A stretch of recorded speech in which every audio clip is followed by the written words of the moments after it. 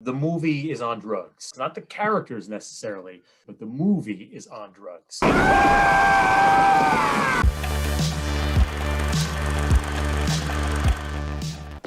Call me high. Turn to the right. You're a flower, you are. I do. You bet I do. Okay, then. Give me that baby, you warthog from hell! Showtime. Let's talk about the movie now. All right, then. You have watched the 1987 American crime comedy, Raising Arizona, with an all-star cast and Coen Brothers directed. The second ever picture by the Coen Brothers after 1984's Blood Simple. Yes, I did watch Raising Arizona. Why don't you tell the people what time it is, boy?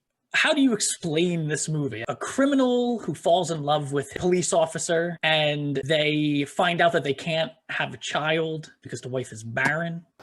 I'm barren. So they decide that a popular family in town that happens to have what they consider enough kids that they could maybe do without one. So they kidnap one of the children because they got more than they need. And then hijinks ensue. I've been familiar with Raising Arizona, of course, by reputation for many years, because it's an early Nick Cage picture, Holly Hunter early on, a relatively early appearance from John Goodman, William Forsythe, Frances McDormand.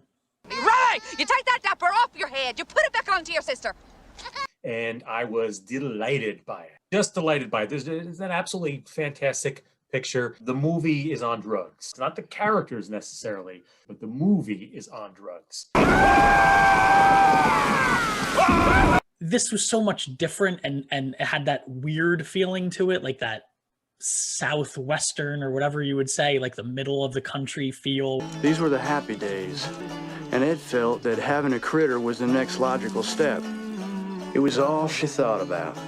Yeah, it certainly does. It does a couple of things that's interesting. One is what you just touched on there, where it's drawing on a part of the country and a subculture of the country that typically has not been depicted on the silver screen, which is actually something the Coen Brothers have done multiple times. Fargo is their best known example of that, where they're kind of spotlighting this little quirky area of the country and bringing that to life for everyone to see. Yeah, here, they kind of get into the sticks in Arizona. And it's done with this really strange sensibility. The whole time in watching this, thinking the entire time, this is kind of a B movie, in budget and presentation and everything, except these guys are so uniquely talented and have such a unique cinematic voice that it all just works. Even the wonky, weird-ass shit that shouldn't work just works. They've got a language all their own that just, everything just clicked so beautifully. So much of this movie is just silly as hell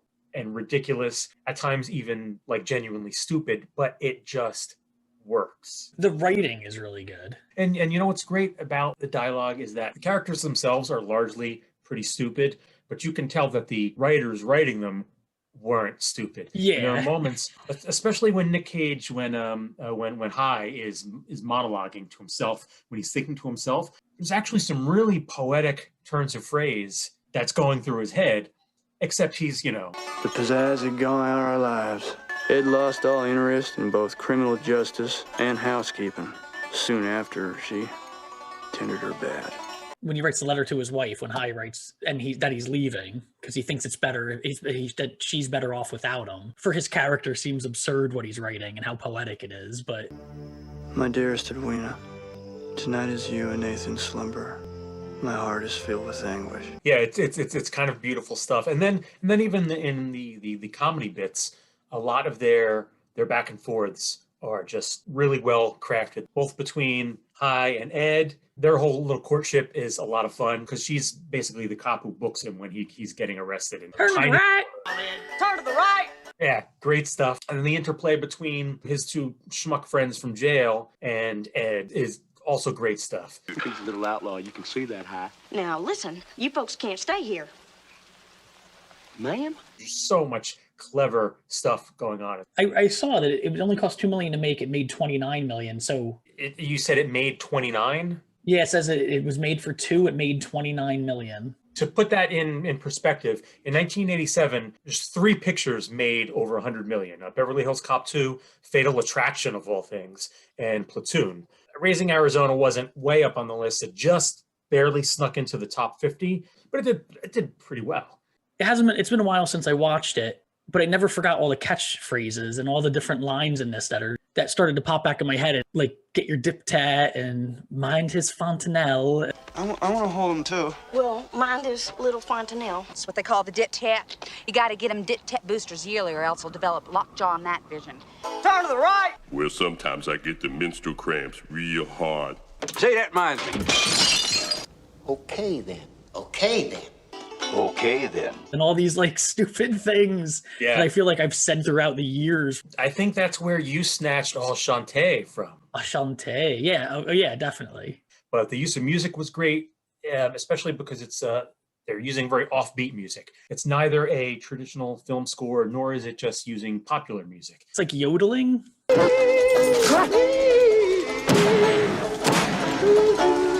Yeah, wouldn't even begin to know how to describe it, but it feels right for what they're doing.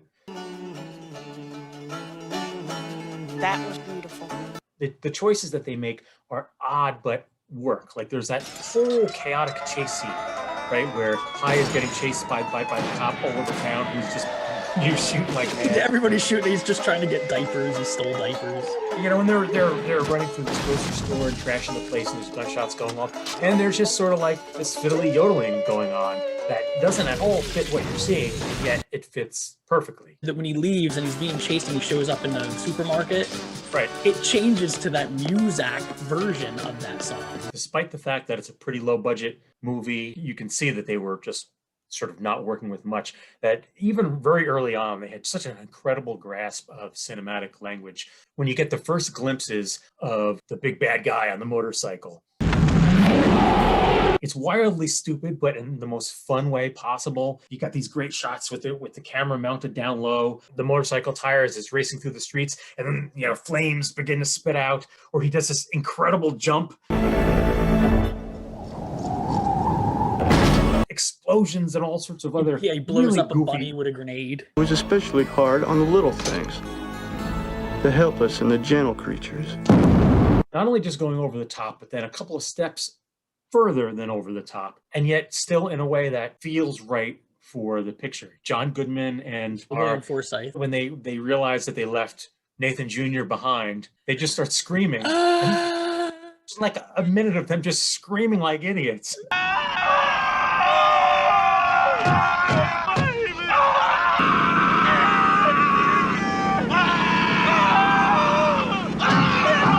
I'm sitting here watching this alone and I find myself starting to laugh out loud because it's so absurd and ridiculous. One of my favorite scenes when the FBI and the police show up at Arizona's. Yes. The dad is all frustrated because they're all just hanging out in his house and they don't seem to be doing anything. That whole dialogue and everything that goes on in that one scene is my favorite because it's just so well done and the dialogue is written so well. On fire. What did the pajamas look like? I don't know. They were jammies. They had Yodas and shit on them. Yeah, that is a really great scene just because of sort of the back and forth and I like that Arizona character. Everyone leaves micros and whatnot. Hell, that's your forte, ain't it? Tracking down them micros left by criminals and commies and shit. I like especially how in the beginning they kind of make this furniture salesman seem like he's the biggest, boldest, richest guy in the area, like because he sells unpainted furniture and he has this small chain of like regional stores. So come on down to Unpainted Arizona. Also with them, there's a great scene, the one when Nathan Jr. is being kidnapped, where the two of them, the parents, are downstairs and they're hearing all these clunks and movement and all this crap upstairs, and they're just sort of like, huh. Did you understand, because I don't, the significance of the matching tattoos that High has, and also he realizes the bounty hunter has the same tattoo? Certainly that character, the motorcycle character, is an actual, real, tangible person in this world. It wasn't like a sort of manifestation of his dreams or fears or something. Yeah, because he feels like he is. He feels like it's like a demon chasing High, like, because of all the bad things he's done kind of thing. But he does exist because he's having conversations with with other characters. Yeah. Give me that baby, you warthog from hell! Yeah, exactly. Yeah, because otherwise you can kind of see it like, yeah, maybe he's kind of like, high, seeing the dark side of himself. Yeah. He's that kind of thing, or maybe it's this idea of all his past bad deeds finally coming back for him, and that still might be that. Maybe it's like a mix. And unless anyone says that we're overthinking what is just a zany comedy, I would submit that the Coen brothers are way smarter than that. If there are seeds planted in their films for something like that, it's probably intentional. I mean, as zany and wacky as this is on the surface, it's a really smartly put together picture. Yeah, because they're so clever. They're not doing it as a throwaway. There's a reason they're focusing on it. There's often a lot of subtext that could potentially be lost in the zaniness and the weirdness. And there is kind of this subtext about family and parenthood.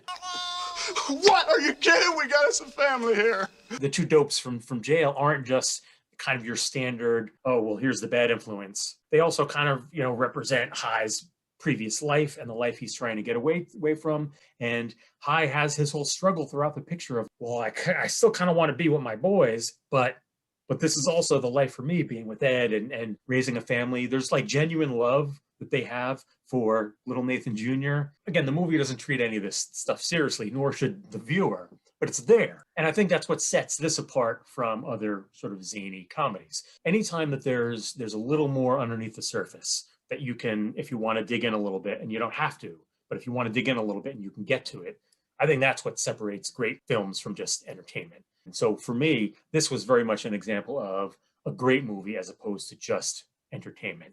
Think about it, H.I. To go back to a previous picture that we watched that was also a zany comedy, there is something going on under the surface here as opposed to Ice Pirates, where there's not. That is just a zany. There's nothing wrong with that. Entertainment for its own sake is fine, but That's why I think the Coen brothers, their movies are so good, is because they're good at the seriousness of the topics that they put in their film. Like it's almost like, I feel like they write this story that seems kind of serious. It's got serious undertones, there's like serious topics to cover. And then they like turning everything up a little bit to make it all a little bit crazy. But but all those serious plots and things stay there underneath it. Yeah, again, it definitely gives the wackiness more weight. I'll actually compare what you just described to something in the world of music, and that's Tom Waits. Tom Waits in the 70s used to do pretty traditional kind of gin joint jazz music, and then the early 80s, he sort of developed into the Tom Waits that people know and love now. His stuff is bizarre and odd. If you really listen to it, it's still that same traditional music underneath it, but he's kind of wrecked it. And he had famously said at some point, I won't get the exact quote, so I'm going to be paraphrasing here. He doesn't feel a song is finished until he's broken its back. So he still writes as a traditional songwriter would, but then he gets in and he smashes the song to pieces and rebuilds it with these broken parts until it becomes a Tom Waits song.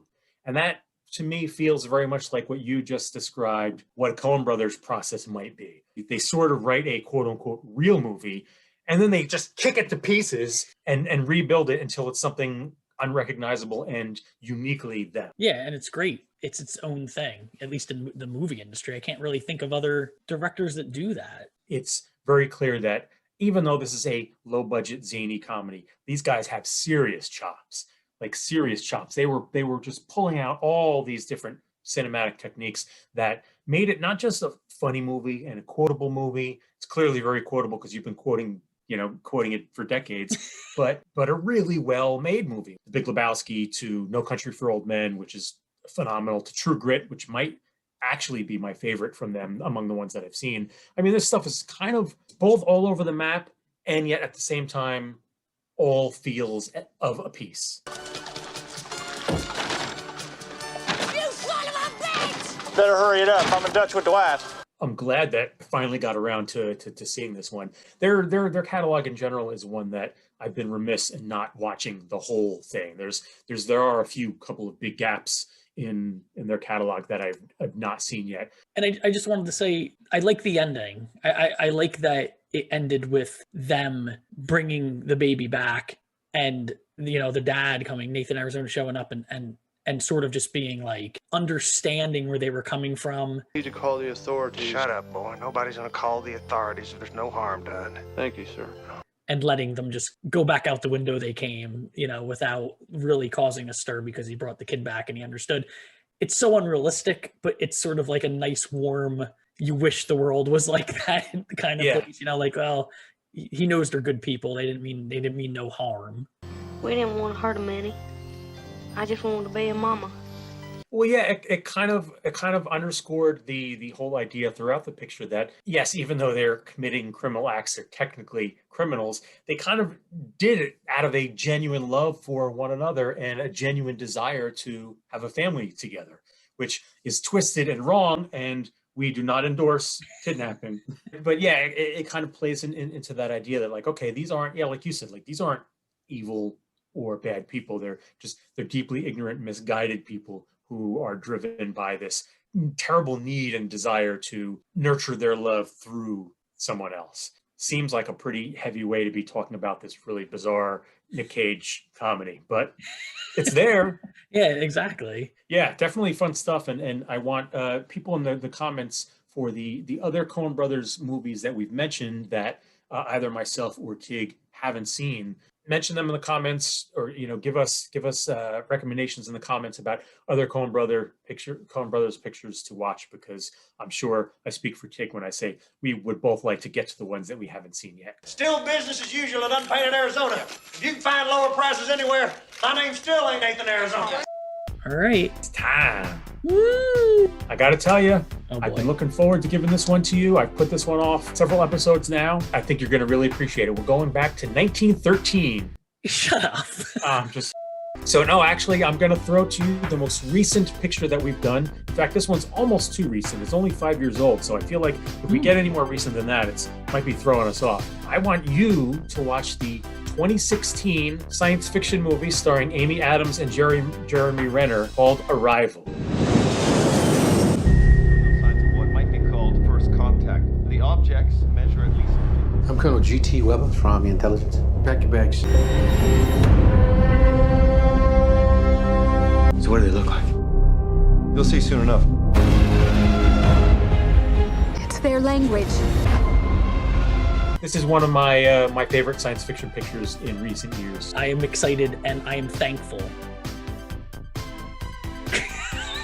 So for people who've enjoyed this episode, obviously you do all the YouTube-y things, like and subscribe and hit the bell and all that other nonsense. But most important of all, we want to hear from you in the comments. So leave some comments about Raising Arizona, whether we're right or wrong, whether you like it, whether you hated it, and leave comments about the Coen Brothers pictures. What are your favorites? What are the ones you recommend, etc., etc., etc., because we want to have discussions with you. And of course, you can find us, if you enjoyed this, on Patreon, Nerd Out With Me, patreon.com/nerdoutwithme. You can get blah, blah, blah, and blah, blah, blah, and blah, blah, blah. And a little bit of blah, blah, blah. Yep, so America. Thanks for hanging out in the movie club.